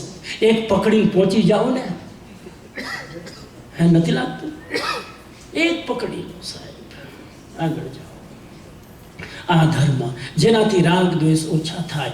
યાદ રાખજો, તમે જે ધર્મ કરો છો ને, જે તિથિ પાડો છો, જે પ્રતિક્રમણ કરો છો, મહેરબાની કરીને એના નિમિત્તે રાગ દ્વેષ ના કરતા. પેલા તો ચોથવાળા છે, પેલા તો પાંચમવાળા, એ આમ આટલું કરે પણ રાતના તો ખાય છે, નરકમાં જ હળશે. આવું બોલે પાછા. અલે તું આટલો ધર્મ પામેલો જીવ છે, એ ભલે રાતના ખાય એ હળશે, એવું તને કેવળ જ્ઞાન થઈ ગયું? કોણે કીધું સાહેબ? અને યાદ રાખજો સાહેબ, તમે એમ ન માનતા કે હું આટલો ધર્મ કરું છું એટલે તો મારી ગતિ ઊંચી. 1 મિનિટ માટે પણ ભાવ બગડ્યા ને, પેલો ભલે વર્ષ રાત ના ખાય, પણ હાલું કર્મી જો જીવ હોય અને તમે રોજ રાતના નથી ખાતા, પણ કોઈ ખાતો હોય તમારા જરાક પણ ભાવ બગડ્યા, સાહેબ તમારી ગતિ બગડી, એની સુધરી. એક્ઝામ્પલ આપું તમને. તંદુલ મચ્છ નામ સાંભળ્યું? તંદુલ મચ્છ માછલીની મગરની આંખ ઉપર રહે, એની આંખની પાંપણ ઉપર રહે, બરાબર? મચ્છ એટલે મગર ને, એની આંખ ઉપર રહે. અને કેટલાય માછલા એના મોઢામાંથી આવે નીકળે. મગર બધા માછલા કઈ બિચારો થોડું ખાઈ શકે. કેટલાય માછલા જાય અને કેટલાય બહાર. ઉપર બેઠો તંદુરીઓ વિચાર કરે છે, આટલા બધા માછલા એમને વયા જાય, મારા જેવો હોય ને કોઈ છોડે જ નહીં. સાહેબ શાસ્ત્ર કહે છે એ તંદુલ મચ્છનું આયુષ્ય માત્ર 48 મિનિટ. કેટલી મિનિટ? અને 48 મિનિટમાં એક પણ માછલાને માર્યું નથી, ખાધું નથી, ખાલી તીવ્ર ભાવ કરીને 7મી નારકીમાં જાય. સાંભળી લો કાન ખોલીને, બીજાને ખોટા સિદ્ધ કરવા વાળા. ધર્મ નથી કરતા, કંઈ જ કરતા નથી, હે આમ ને આમ. અરે 9 દિવસ ત્યાં સ્વામીજીને એકવાર તો સાંભળો. ત્યાં સાંભળીને હું કર્યું? કોઈક વ્યવસ્થા હોય, કોઈ પરવસ્થા હોય, કોઈ બિચારાની લાચારી હોય, બહુ ભાવ હોય, આવી ન શકે. રાતના 9 વાગે જોબથી છૂટે, ક્યાં પહોંચે? મારું સાંભળે તો જોબ જાય. તમે કોઈની વ્યવસ્થાનો તો વિચાર કરો. અને છતાં પણ કેટલા લોકો એડજસ્ટ કરીને બિચારા પહોંચે છે. આ દેશની સ્થિતિ અલગ છે. ઇન્ડિયામાં હોય તો નવરાજ હોય, ટાઈમ પાસ કરવાનું શોધતા હોય. અને અમારા સાહેબનું માથું ખાય, નવરાજ છે, ઘરબાર તો છે, ત્યાં અમારી પાસે આવીને માથું ખાય. એટલે મારા આભાવાલામાં તો મેં તમે જો આવો ને તો બોર્ડ માર્યો છે, એપોઇન્ટમેન્ટ વગર આવવું નોટ અલાઉડ. કેમ કે નવરાજ બેઠા હોય, ઘણા આવી જાય, હાલો મારા સાહેબ મળી આવ્યા છે. સંન્યાસી છે ને કઈ કામ તો હોય જ નહીં. સંન્યાસી કોણે કીધું કઈ કામ ન હોય? હા ભક્તિઓ ધર્મ ઉત્તમ શરણ છે સાહેબ. અને કયો ધર્મ? જેનાથી રાગ દ્વેષ ઘટે. તમારી અંદર માપવાની કોશિશ કરજો. તમે જે કરતા હોય કરો, માપજો. અંદર રાગ દ્વેષ ઘટે છે. આગળ જાઓ. કેટલા પ્રશ્નો થયા? 9. 10મો પ્રશ્ન પૂછે છે, આ મહા પ્રવાહવાળા સમુદ્રમાં નૌકા તીવ્ર ગતિથી ચાલી. પેલા સમુદ્રની વાત કરી અને હવે કહે છે કે એમાં એક નૌકા તીવ્ર ગતિથી ચાલી રહી છે અને ગૌતમ સ્વામી તમે તેમાં સવાર છો. પેલા કોના ઉપર સવાર કર્યા હતા? ઘોડા ઉપર. હવે નૌકા ઉપર તમે સવાર છો ને નૌકા સમુદ્રમાં તેજ ગતિથી તરી રહી છે અને તમે કેવી રીતે પેલે પાર પહોંચી શકો છો? જવાબ આપે છે, જે છેદવાળી નૌકા હોય તે પેલે પાર પહોંચતી. સો સાયન્ટિફિક. એ પેલે પાર નથી પહોંચતી. અને પરંતુ જે નૌકા છેદવાળી હોતી નથી તે પેલે પાર પહોંચી જાય છે. નૌકા કેવી હોવી જોઈએ? છેદ વગર, તો પહોંચી જાય. નૌકા કોને કહેવામાં આવે છે? બીજો પ્રશ્ન, કઈ નૌકાની વાત કરો છો? અને કેસીએ જ્યારે ગૌતમ સ્વામીને આ પૂછ્યું ત્યારે ગૌતમ સ્વામી આ પ્રમાણે બોલ્યા, શરીર એ નૌકા છે, જીવ એ નાવિક છે અને સંસાર એ સમુદ્ર છે. મહાન મુક્તિની એશના કરવા વાળા એ સમુદ્રને પાર કરીને કિનારે પહોંચી જાય છે. શરીર બાહુ નાવત્તી જીવ ઉચ્ચૈ નાવિયો સંસારો અણુભો ઉત્તો જમ તરંતી મહેશ્વર. અદ્ભુત સૂત્ર. શરીર એક નૌકા છે. આ શરીર કેવી જોઈએ? નૌકા કેવી હોવી જોઈએ? અંશે કેવી? તો કિનારે ન પહોંચે. કયા છિદ્રની વાત કરે છે? આ શરીર રૂપી નૌકામાં છિદ્ર છે. અસંયમ એ છિદ્ર, બીમારી એ છિદ્ર, રોગ. રોગિષ્ટ વ્યક્તિ ધર્મ આરાધના નહીં કરી શકે. અસંયમી વ્યક્તિની નૌકામાં પાણી ભરાયા કરશે. કેમ કે આમ તો ઘણા બધા છિદ્રો છે પણ બે જ બતાવો અત્યારે સમયની મર્યાદામાં. એક તો બીમારી છિદ્ર છે. તમારા શરીરમાં બહુ બીમારી હોય ને ધર્મ ન થાય. તમને પેટમાં એકદમ ગેસ ઉપડ્યો હોય, સામાયિક કરો, માઇન્ડ એકાગ્ર રહેશે. શરીર સ્વસ્થ જોઈએ. અને બીજું છિદ્ર અસંયમ, કોઈ કંટ્રોલ નહીં. અને એ શરીરનું છિદ્ર છે. કેમ કે એ અસંયમ તમારા શરીરને ખલાસ કરી નાખશે. અને એના કારણે તમારી આ જીવરૂપી જે નાવિક છે ને એ બરાબર હંકારી શકશે નહીં. અને આ સંસારરૂપી સમુદ્રમાં આ જીવ શરીરરૂપી નૌકાને કિનારે પહોંચાડી શકશે નહીં. કેટલું સુંદર સંયમની આરાધના.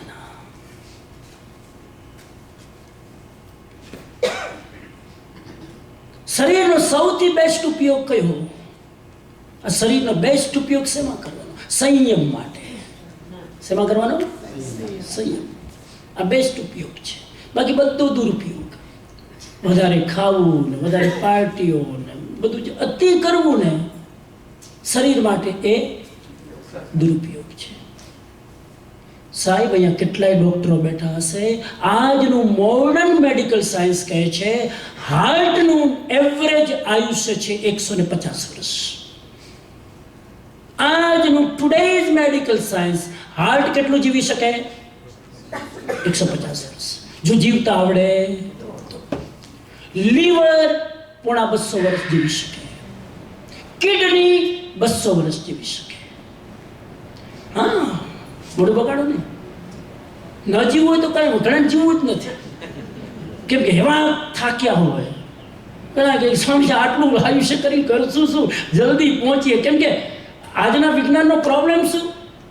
આયુષ્ય તો વધારી દીધું, આયુષ્ય તો વધારી દીધું, પણ આયુષ્યના અનુરૂપ અંદરની જે સ્ટ્રેન્થ વધવી જોઈએ એ વધી નહીં. જૂના જમાનામાં જો એલ્ઝાઇમર થતું જ નહોતું. કેમ કે ત્યાં સુધી જીવતા જ નતા કે એલ્ઝાઇમર થાય. હાર્ટ એટેક આવતું જ નતું. કેમ કે એના પહેલા જ બાય બાય. હવે બધી બીમારીની રોકથામ થઈ ગઈ અને આયુષ્ય લાંબુ થઈ ગયું, એટલે હવે શરીર ઉપર તો બુઢાપો ઉતરશે જ ને. ભલે ગમે એટલા તમે અંદરથી સ્વસ્થ, બુઢાપો તો ઉતરવાનો જ છે. એટલે બહુ લાંબુ જીવવું ને આજના કાળમાં એ પણ સ્વસ્થ રહીને જીવી શકો તો જીવો સાહેબ. પણ જો બીમારીઓ આવીને આયુષ્ય લાંબુ મળી ગયું, ખતરનાક.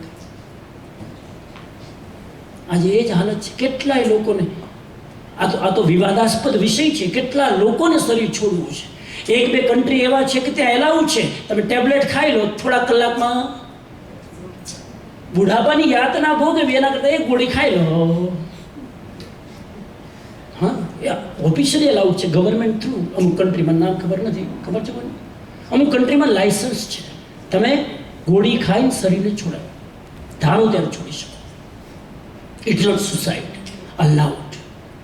ખેર, જૈન ધર્મ ઘણા લોકો મને પૂછે કે આવું કરી તો બિચારા કે એક ભાઈ પૂછ્યું, અમારા બા બિચારા રીબાઈ છે, 80 વર્ષની ઉંમર, તો ગોળી ખાલે તમને શું વાંધો? મને તો કાંઈ વાંધો નથી, ભલે ને ખાય, 2 ખાય, 4 ખાય, મને હું વાંધો?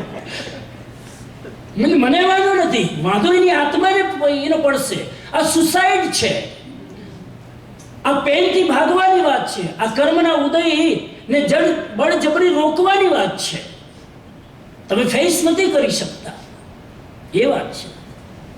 તો એ શરીરને આપણે સંયમના માર્ગે અને સ્વાસ્થ્યના માર્ગે કટિબદ્ધ રાખીએ.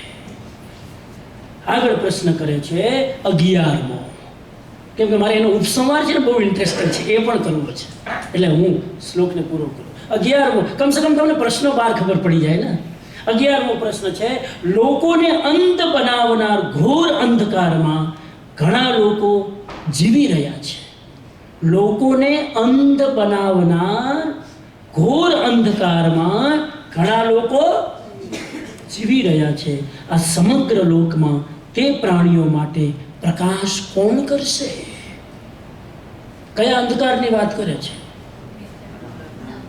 આ નહીં. એક ભાઈએ કીધું મહાવીર સ્વામી વખતે લાઈટ નથી ને એટલે.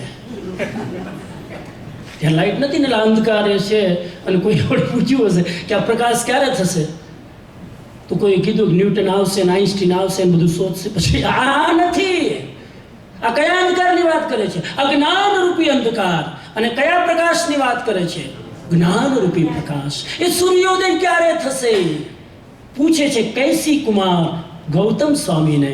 અને ગૌતમ સ્વામી જવાબ આપે છે, સમગ્ર લોકમાં પ્રકાશ કરનાર એક વિમળ ભાનુ. ભાનુ એટલે એક વિમળ Bhanu.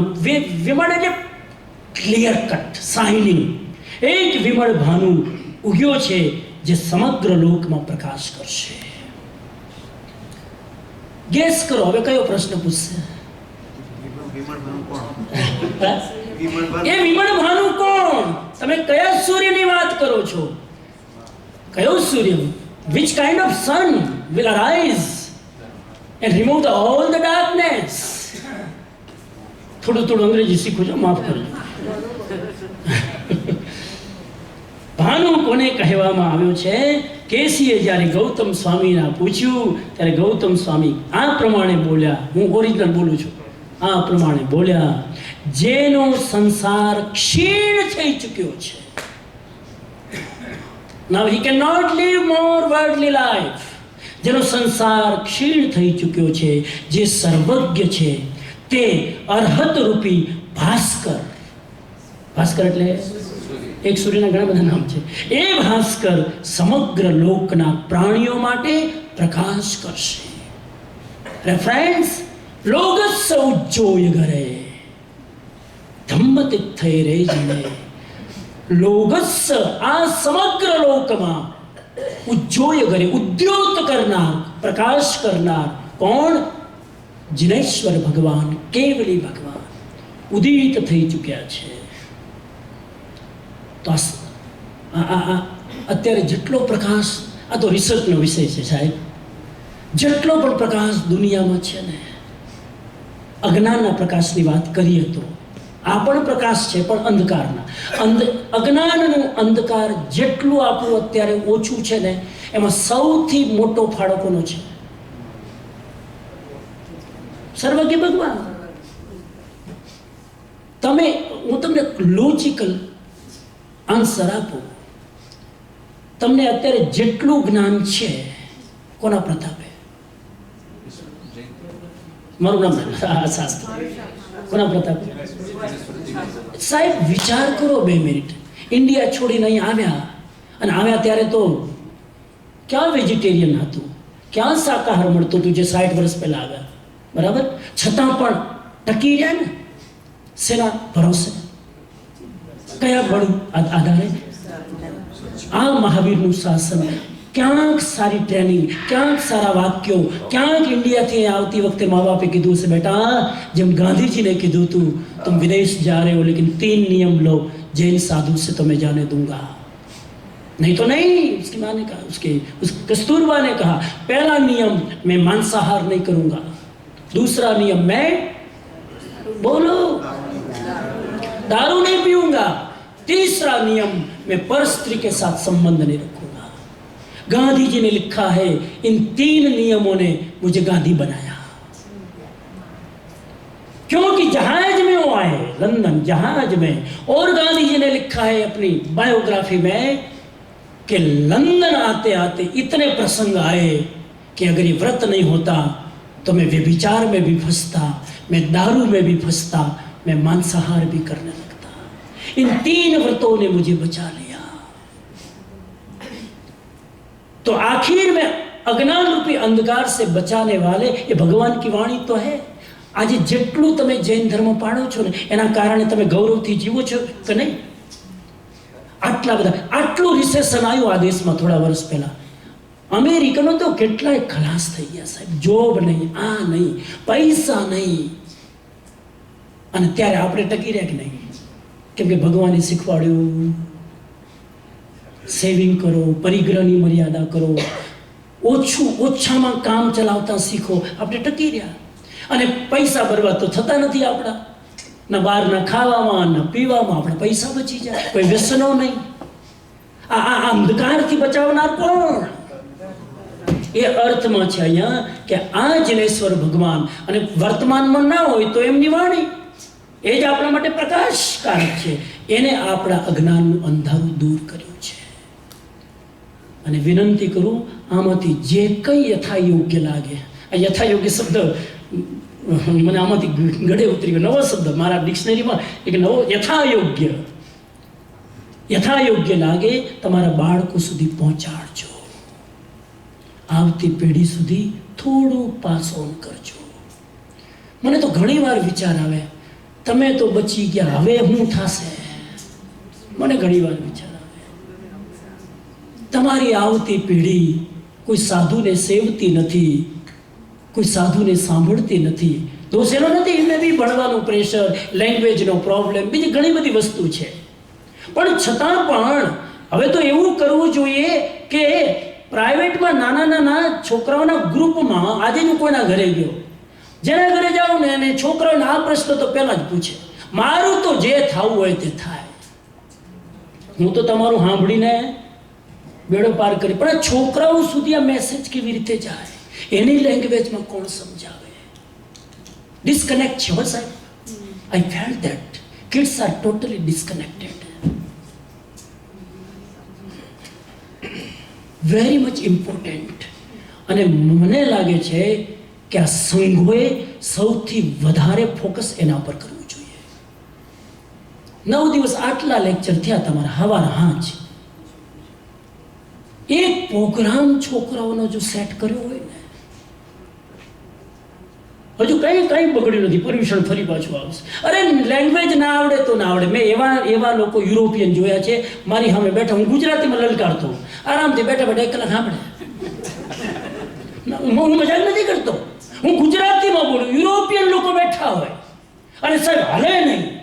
Try to understand the body language, and by body language they understand.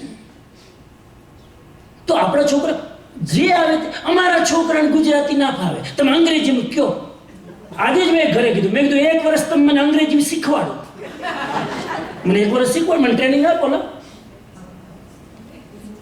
હવે અમે ગુજરાતી મીડિયમમાં ભણ્યા બચપનથી, અને મારો સિદ્ધાંત છે કે જ્યાં સુધી પરફેક્ટ ઇંગ્લિશ ના બોલું ત્યાં સુધી હું લલકારું નહીં અંગ્રેજીમાં.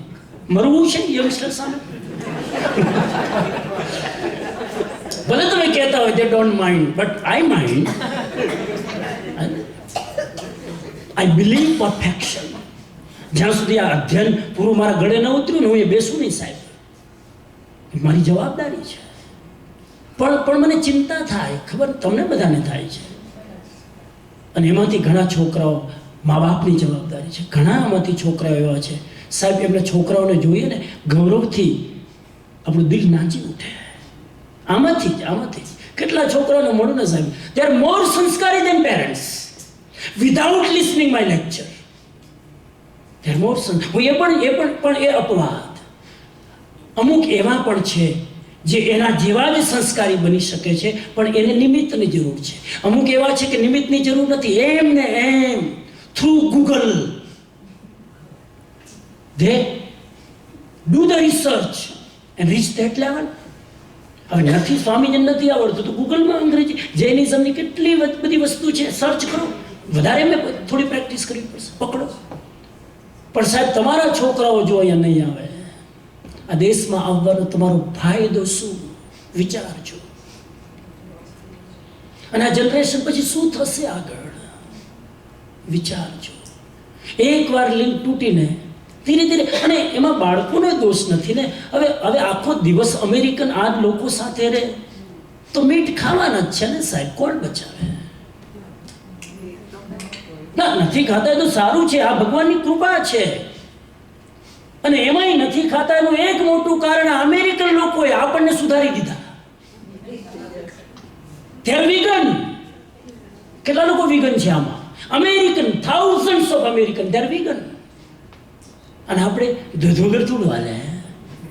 ચિત્ર ભાનુજી એટલું જોરદાર એના પર એમ્ફેસાઇઝ કરે છે. એક તમે અહીંનું દૂધ નોનવેજ નથી, દૂધ નેચરલી દૂધ નોનવેજ નથી. The process of the milk is a nonveg process.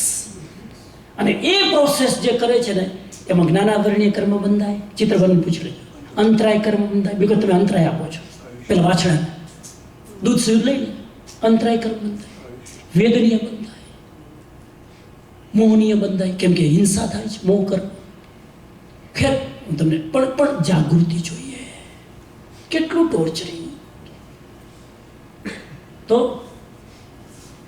એ જિનેશ્વર ભગવાન એ આપણા અંધકાર અજ્ઞાનમાંથી આપણને બહાર લાવ્યા છે.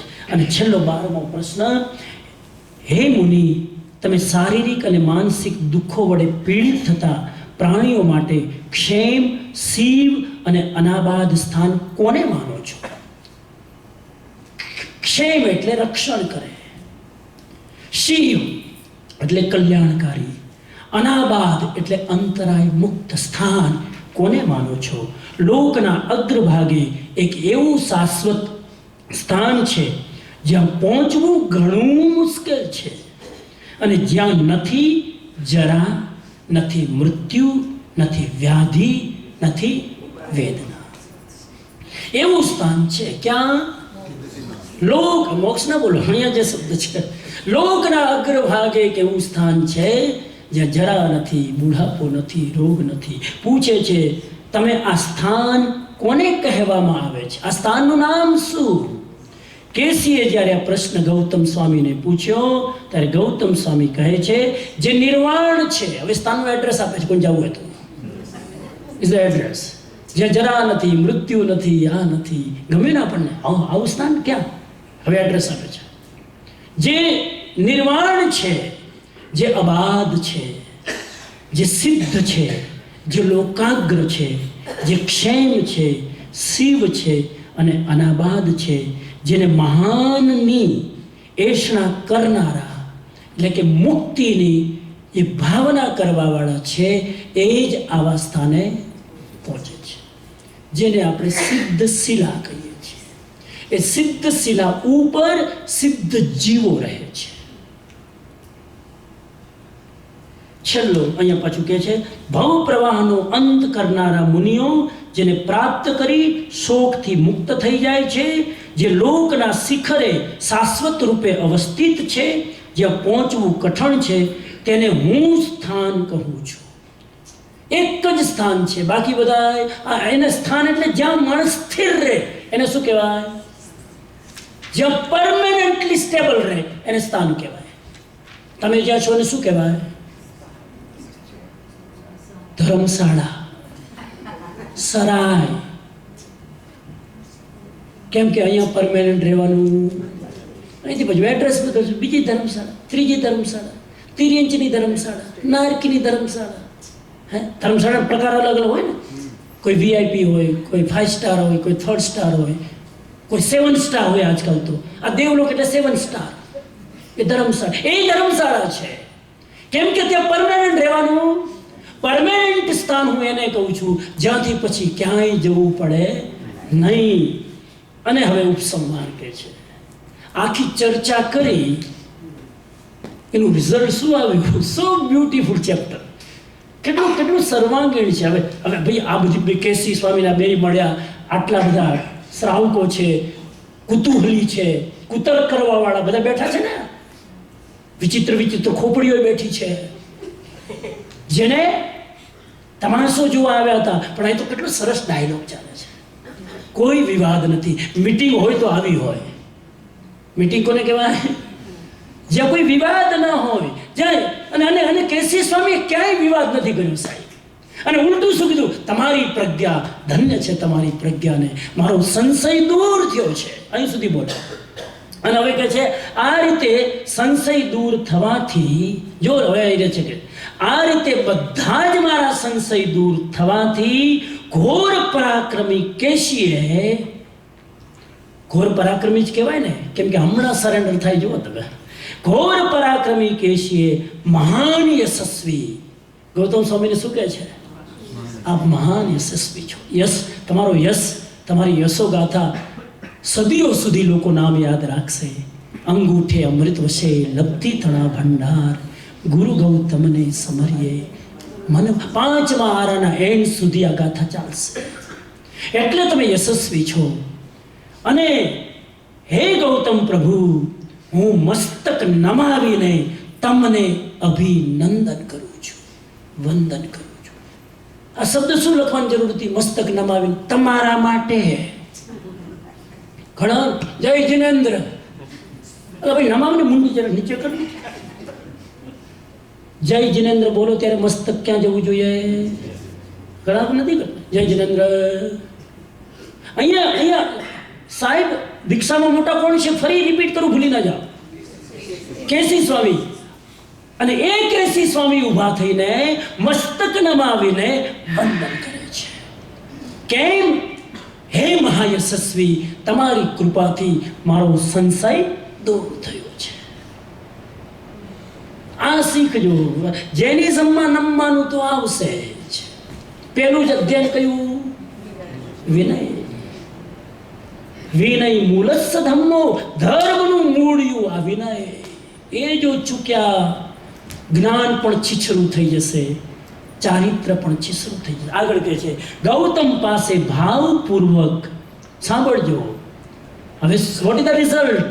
ગૌતમ પાસે ભાવપૂર્વક પંચ મહાવ્રત ધર્મનો સ્વીકાર કરે છે. એવું ના કીધું કે ઓકે તો હવે તમારા 4 મહાવ્રત છે, તમારા મારા 4 છે, તમારા 5 છે, તો હું એક એડ કરી દઉં એટલે મારું કામ નહીં. હું મારી આખી પરંપરાને વોશીરાવું છું. I want to clean my slate of the mind, જેથી ભગવાન મહાવીરનું જે ટીચિંગ છે એમાં અમે શિક્ષિત દીક્ષિત થઈ શકીએ. થોડું પોતાનું રાખીને થોડું એનું લીધું હોત ને, મોર કન્ફ્યુઝ. અહીંયા કહે છે કે બધું જ મારી સ્લેટ ક્લિયર કરી અને totally 100% I accept Mahavir Swami's path. આ કેટલો મોટો ચમત્કાર સાહેબ કે પાર્શ્વનાથ ભગવાનની પરંપરા પૂરી મર્જ થઈ ગઈ મહાવીર સ્વામીની પરંપરા. અને મને તો એવું લાગે છે સાહેબ, આ 2 મહાપુરુષ મળ્યા ન હોત ને, અત્યારે 2 તીર્થંકરોની પરંપરા ચાલતી હોત. હકીકત કહું છું. ધન્યવાદ આપવો જોઈએ કેસી કુમારને કે આટલી ઉદારતાથી દીક્ષામાં મોટા હોવા છતાં પણ ગૌતમ સ્વામી પાસે પોતાની શંકાઓનું અવધિગણાણ હોવા છતાં સમાધાન કરે છે અને મર્જ. નહીં તો અત્યારે બે પરંપરા ચાલત. અહીંયા આમાં જ બેઠેલા કેટલા પાર્શ્વનાથના અનુયાયી બની જાય, કેટલાય મહાવીર સ્વામીના બની જાય.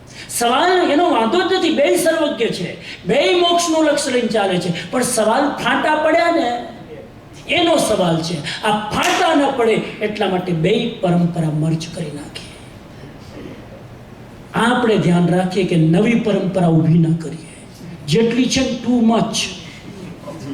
હવે નવો પંથ ચલાવવાની કોઈ ગુસ્તાકી કરે નહીં, પણ કેટલા. અને પછી છેલ્લે કહે છે તે ઉધાનમાં થયેલ કેસી અને ગૌતમનું સતત મિલન શ્રુત અને શીલનો ઉત્કર્ષ કરનારું હતું. આ ડાયલોગ કેવો હતો?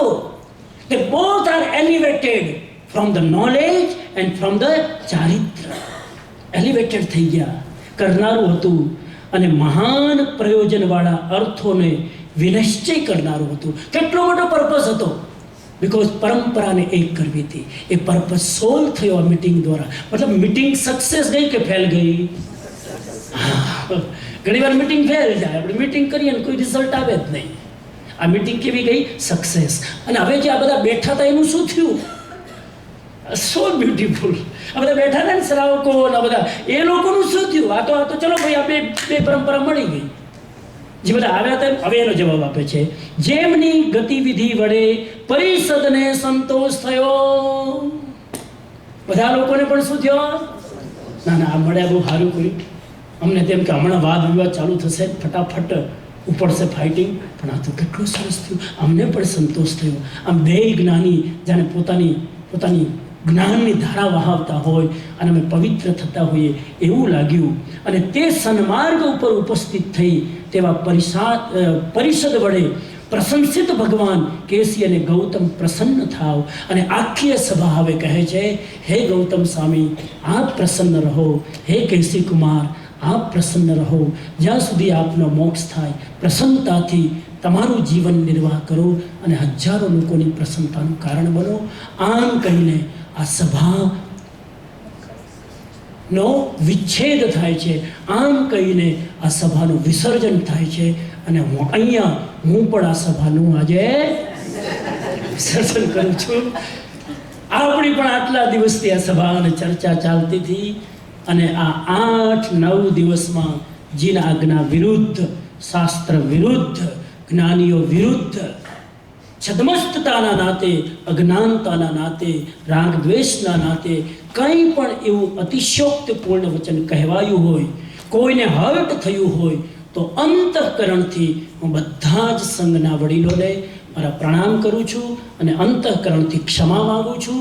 ખાસ કરીને સૌથી પહેલાં તો અમારા વિપુલભાઈ કમિટીના પ્રમુખ, એ વ્યવસ્થા છે પણ બહુ શાલીનતાથી, બહુ જ ડિસિપ્લિન્ડ વેમાં મને આનંદ થયો કે એ પણ ડિસિપ્લિનમાં થોડું માને, હું એ વધારે પડતું માનું, પણ આનંદ થયો મને કે બહુ જ વ્યવસ્થિત રીતે તમારી બધી જ આરાધનામાં જો કોઈ નિમિત્ત બન્યા હોય તો વિપુલભાઈ અને એમની કમિટી, આખી કમિટી, એ કમિટીએ આ નિર્ણય લીધો તો મને આવવાનો મોકો મળ્યો, સ્વાધ્યાય કરાવવાનો મોકો મળ્યો અને તમને સ્વાધ્યાય કરવાનો મોકો મળ્યો. All the credit goes to the committee. We are so blessed because they made a decision. We all are elevated because of that.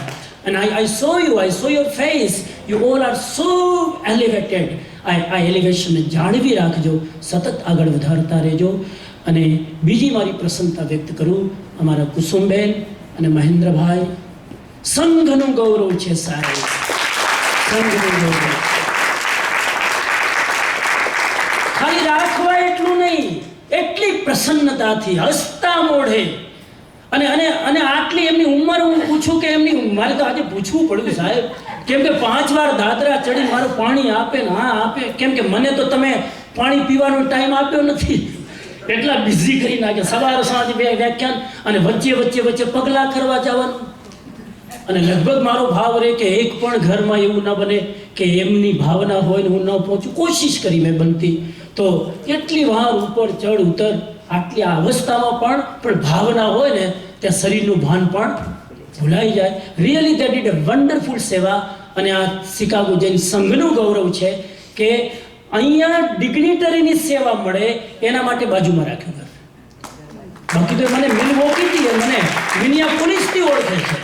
અમારા જૂના જોગી છે, નવા નથી. ત્યાં ટ્રાયલ કરી ચૂક્યા હતા એ લોકો. જૂના જોગી છે. અને એટલું જ નહીં, લેવા મૂકવાનું ક્યાંક એરપોર્ટ પણ મૂકવા જવું પડે. ઘણી વાર તો એટલું બધું થાય દોડમ દોડ. આ તો સારું છે કુસુમબેન ડ્રાઇવિંગ કરે છે એટલે મહેન્દ્રભાઈ વળી બીજાને લઈને ઉપડે. કોઈને એરપોર્ટ મૂકવા, કોઈને લેવા, આટલી બધી વ્યવસ્થા ભાવથી. તો સાહેબ હું બહુ જ તહે દિલથી મારી અનુમોદના પ્રગટ કરું છું. અને એ લોકો ખૂબ એટલા ભાવિક છે સાહેબ.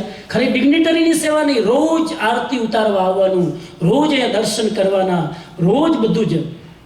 તો ભગવાનની ભક્તિ, તપની આરાધના અને સંઘની સેવા, આ બધું જ કરીને આપ આગળ વધી રહ્યા છો. રિયલી મારી અંતઃકરણથી અનુમોદના. અને એ સિવાય જે લોકોએ સપોર્ટ કર્યો, ખાસ જે લોકો માઇક સેટ કરતા હતા એમને ખાસ મારો આભાર. કેમ કે આના વગર હું બોલી શકું. જે લોકો સેટિંગ કરે, મારી એનો જયેશભાઈ નાન તેન બધા અને બીજા કેટલાય, એમનો આભાર માનું છું. તમારા બધા લોકોનો આભાર માનું છું કે તમે નિયમિત આવતા હતા. વીક ડેઝમાં આટલી સંખ્યામાં તમે આવી શક્યા. મારા ઉત્સાહને વધારવા માટે પણ હું અંતઃકરણથી આપ સૌનો આભાર માનું છું. અને બસ હવે રવાના થાઉં છું અહીંથી સિન્સિનાટી. 3 મહિના અહીંયા પરિભ્રમણ કરવાનું છે. 10 થી 15 સેન્ટરની વિઝિટ કરવાનો છું. બધે જ લાભ આપવાનો છું. થાય કે જેટલું ગુરુથી મળ્યું છે જેટલા લોકો સુધી પહોંચી શકે પહોંચાડવાની કોશિશ કરીએ. શરીર ચાલે છે ત્યાં સુધી. બાકી તો આપણે પછી બેસી જશું ઝોપડીમાં, સાધનામાં. ચાલે છે એટલું કરીએ છીએ. જયના કન્વેન્શનમાં પણ હું પહોંચવાનો છું. ત્યારબાદ હું ઇન્ડિયા જાઉં છું 4 જુલાઈ પછી. અને થોડા દિવસ ઇન્ડિયા રહીશ. પર્યુષણ સિંગાપુરમાં છે આ વખતે. ત્યાં 10 દિવસની ખૂબ આરાધના થવાની છે. મલેશિયા પણ જવાનું છું. તો આવી રીતે અમારો પ્રોગ્રામ છે. એની ટાઈમ ક્યારેય પણ ઇન્ડિયા આવો. ઘણા બધા ગુજરાતી લોકો છે, સૌરાષ્ટ્રના લોકો છો. જ્યારે પણ રાજકોટ આવો, મોસ્ટ વેલકમ. આભાવલયમાં આપ પધારજો. રહેવાની, જમવાની, ખાવા પીવાની બધી જ વ્યવસ્થા ત્યાં છે. Most welcome to Rajkot. આ બધી જ ભાવનાઓ સાથે મારા વિચારને વિરામ આપું છું. ઓમ અરહમ, ઓમ અરહમ.